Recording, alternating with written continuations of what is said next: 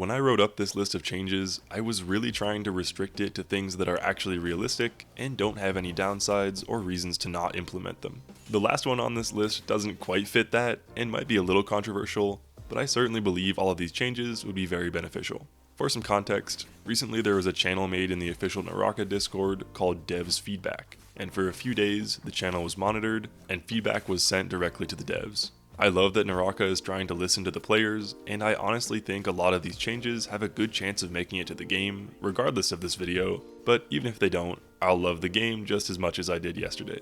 Naraka has been doing a great job with quality of life related updates recently, and I can only hope they keep up the momentum. But without further ado, these are the biggest changes I'd like to see made to the game in its current state. I've grouped up multiple small changes into one category, so in reality this is going to be more than a list of 5, but the first thing I would love to see revamped is the free training arena. It's been getting a lot of attention and updates recently already, and there's only a few more things it needs to be perfect in my mind. The main thing is, and you probably know what I'm going to say, is to make it accessible while in queue. A very similar thing has already been implemented with the 3D lobby. Literally all we need is this little matchmaking menu right here to be available in free training. I feel like this would have a snowball effect to benefit queue times, because instead of getting bored during a long queue and changing to a different game mode or something, people would stick around longer while practicing and get the match rotation going much faster. The other thing I'd love to see for free training is a more dedicated combo training function. In the current state of combo mode, if you fail a combo, you have to open up the menu, reset the instance, reset your skill and ultimate if your combo involved those, run back to the bot to reposition, and potentially need to wait for your stamina to come back. Of course, you have the option to just attack the bot to get it to stand up and try your combo again without fully resetting, but with how close the walls and other terrain are, it's super likely that they interfere on your second attempt. Plus, if you're looking to find the damage of a combo, you'll want to fully reset anyways. This is what an ideal combo training mode looks like in my mind. You start face to face with a bot programmed to dodge, and there's a single button press that allows you to instantly reset the entire arena. That means all abilities, positioning, and stamina.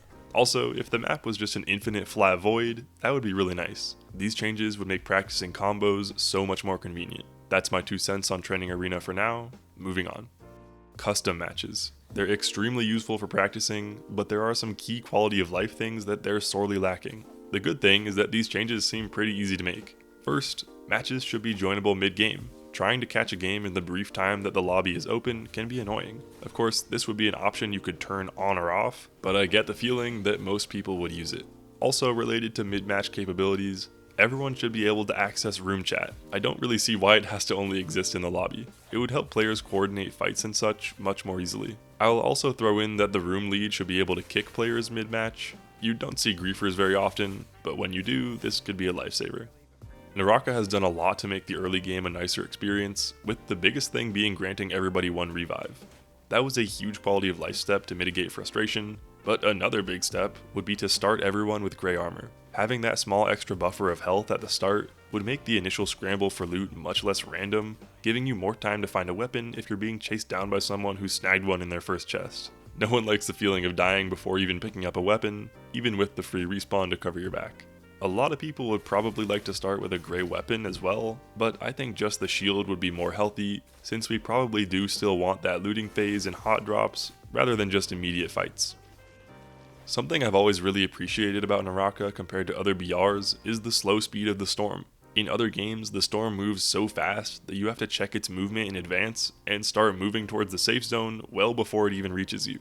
I've always thought that a circle is simply meant to condense players instead of being a legitimate hazard. So for that reason, I've always loved that Naraka's circle is easy to outrun, but honestly, I think the pace of games would improve if it was faster.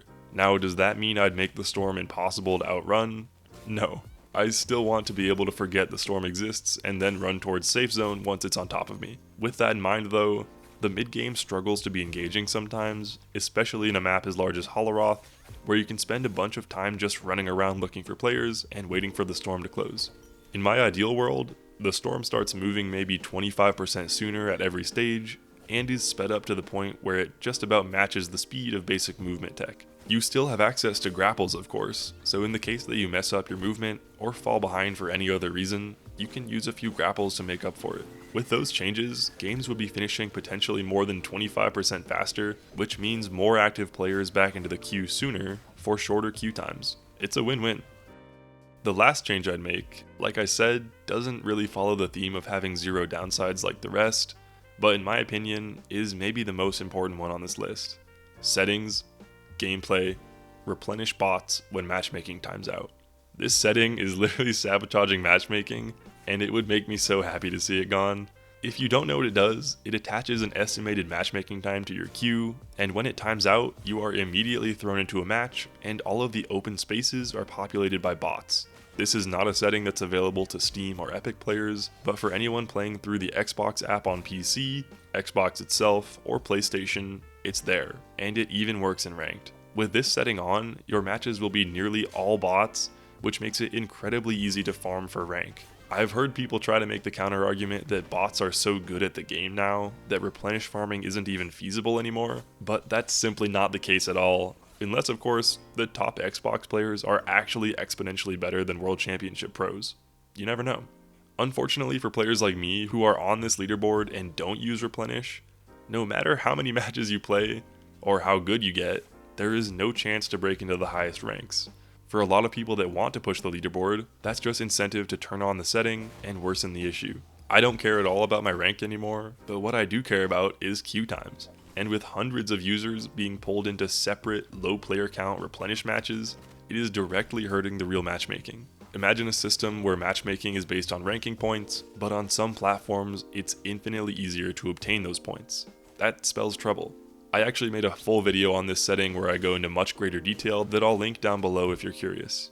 Obviously, the controversial aspect of removing the setting would come from players that first know the setting exists in the first place, realize that they're fighting vast majority bots, and actively want to continue ranking up in that manner.